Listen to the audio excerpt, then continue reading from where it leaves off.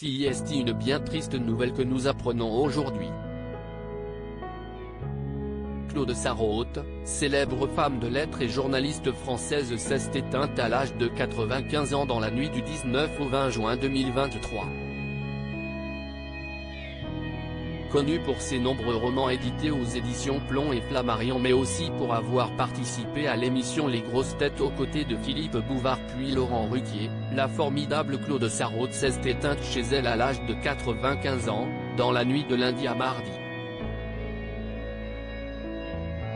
La famille de la célèbre écrivaine et journaliste française a annoncé la triste nouvelle à la HAFT ce mardi 20 juin 2023.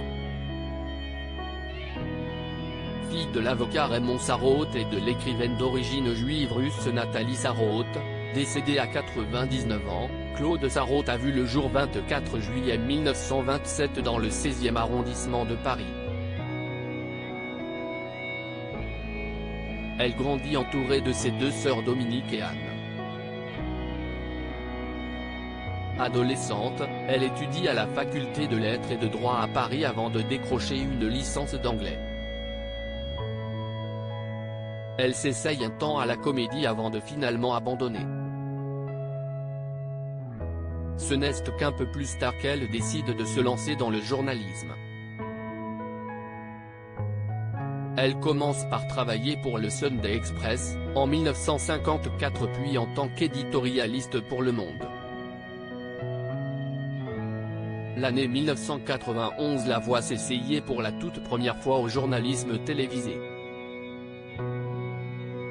De 1985 à 1995, elle intègre l'émission Les Grosses Têtes, dirigée par Philippe Bouvard sur RTL. Après cette expérience en radio, elle finit par intégrer la bande à Ruquier et rejoint ainsi France Inter puis Europe 1. Mariée à 3 reprises, Claude Sarraute a eu 3 époux. Le premier Stanley Carnot était un journaliste et historien américain avec qui elle a vécu de 1948 à 1955. Le 17 mai 1957, elle épouse Christophe Tsara et lui donne 2 fils, Laurent et Martin. Le couple divorce cependant en 1966. La même année, elle a un fils, Nicolas, avec le philosophe et écrivain Jean-François Revel qu'elle épouse l'année suivante, en 1967.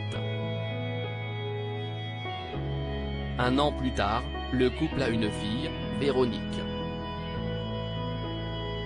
En 2006, elle perd son mari.